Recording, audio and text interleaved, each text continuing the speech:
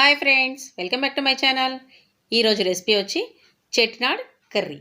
అంటే ఎగ్ తోటి వెరైటీగా చాలా టేస్టీగా చాలా బాగుంటుందన్నమాట ఈ డిష్ అనేది. ఇది ఎలా చేయాలి ఏంటి అనేది మనం ఇప్పుడు చూద్దాము.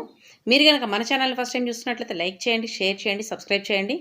పక్కనే ఉన్న బెల్ ఐకాన్ ప్రెస్ చేయడం వల్ల నేను ఏ వీడియో అప్లోడ్ చేసినా ముందుగా మీకు నోటిఫికేషన్ వస్తుంది. ఇప్పుడు ఏం చేయాలో చూద్దాము. స్టవ్ మీద కడాయి పెట్టుకొని అందులో ఒక 2 స్పూన్స్ ఆయిల్ని యాడ్ చేసుకోవాలి. ఆయిల్ హీట్ ఎక్కిన తర్వాత 1 స్పూన్ జీలకర్ర, 1 స్పూను సోంపు వేసుకొని ఇవి రెండు కొంచెం ఫ్రై అయ్యే వరకు ఈ విధంగా ఫ్రై చేసుకోవాలి. ఫ్రై అయిన తర్వాత 1 కప్పు కొబ్బరి తురుము, ఎండు కొబ్బరే తీసుకున్నాను. ఈ ఎండు కొబ్బరి తురుముని మనం కొద్దిగా వాసన పోయే వరకు ఫ్రై చేసుకోవాలి. ఫ్రై చేసుకున్న తర్వాత 5-6 ఎండుమిర్చి వేసుకొని ఈ ఎండుమిర్చి కూడా కొంచెం ఫ్రై అయ్యే వరకు ఈ విధంగా ఫ్రై చేసుకోవాలి.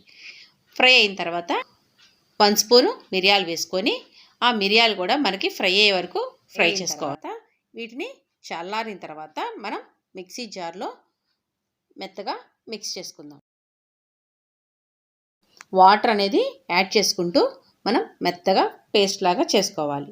చూసారు కదా, ఈ విధంగా మనకి మెత్తగా పేస్ట్ లాగా అయితే సరిపోతుందన్నమాట. ఇప్పుడు స్టవ్ మీద కడాయి పెట్టుకొని ఒక 2-3 స్పూన్స్ ఆయిల్ యాడ్ చేసుకోవాలి. ఆయిల్ యాడ్ చేసుకున్న తర్వాత నేనైతే ఇక్కడ 4 eggs తీసుకున్నాను. ఈ 4 eggs కూడా కొద్దిగా మనం గోల్డెన్ కలర్ వచ్చే వరకు మనం ఫ్రై చేసుకోవాలి. ఫ్రై చేసుకున్న తర్వాత వీటిని మనము సపరేట్ చేసుకోవాలి. ఈ విధంగా మనం సపరేట్ చేసుకున్న తర్వాత ఇంకొక 1 స్పూన్ ఆయిల్ యాడ్ చేసుకొని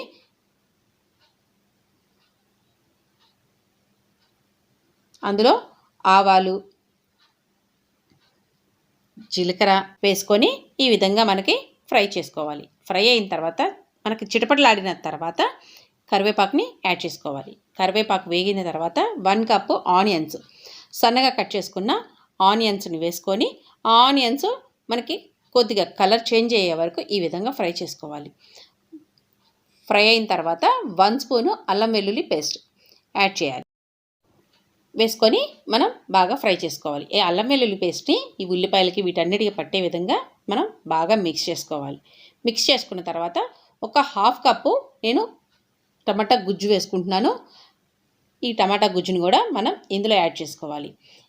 యాడ్ చేసుకొని మనం ఈ ఉల్లిపాయలు, అల్లం వెల్లుల్లి పేస్ట్ అంతా ఉంది కదా, ఈ మొత్తము టమాటా గుజ్జుకు పట్టే వరకు ఈ విధంగా ఫ్రై చేసుకున్న తర్వాత అందులో ఒక 2 స్పూన్స్ ధనియాల పౌడర్ యాడ్ చేసుకోవాలి.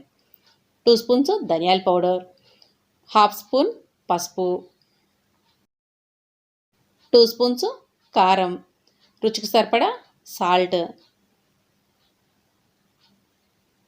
వేసుకొని ఇవన్నీ బాగా మిక్స్ అయ్యే వరకు మిక్స్ చేసుకోవాలి. ఈ విధంగా మిక్స్ అయిన తర్వాత మనము మూత పెట్టి ఒక 5 to 10 minutes వరకు మనం మగ్గనిద్దాము. ఈ విధంగా మగ్గింది అని అంటే మనకు టమాటా గుజ్జు అంతా బాగా ఉడుకుతుందన్నమాట. ఈ విధంగా అయిన తర్వాత మనం మెత్తగా పేస్ట్ చేసుకున్నాం కదా, ఆ పేస్ట్ మొత్తం ఇందులో యాడ్ చేసేసుకోవాలి.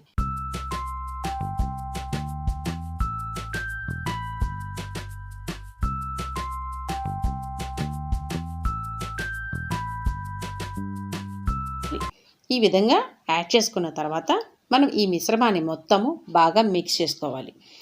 బాగా మిక్స్ చేసుకున్న తర్వాత చూసారు కదా, బాగా మిక్స్ అయిన తర్వాత ఇంకొక 1 గ్లాసు వాటర్ని అయితే నేను యాడ్ చేసుకున్నాను. మనకి ఎంత అయితే మనకి గుజ్జులాగా కావాలో, పులుసులాగా కావాలో అన్ని వాటర్ యాడ్ చేసుకుంటే సరిపోతుంది అనమాట. ఇక్కడ 1 గ్లాసు వాటర్ యాడ్ చేసుకొని అందులో నేను ఎగ్స్ అయితే నేను అందులో వేసేసాను. ఎగ్స్ కూడా దీంతోపాటు బాగా మరిగితే టేస్ట్ అనేది చాలా బాగుంటుందన్నమాట.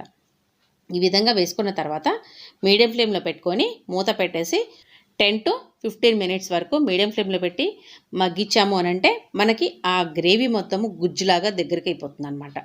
ఇప్పుడు ఈ విధంగా అయిన తర్వాత పుదీనాకు వేసి ఒకసారి బాగా కలుపుకుందాము.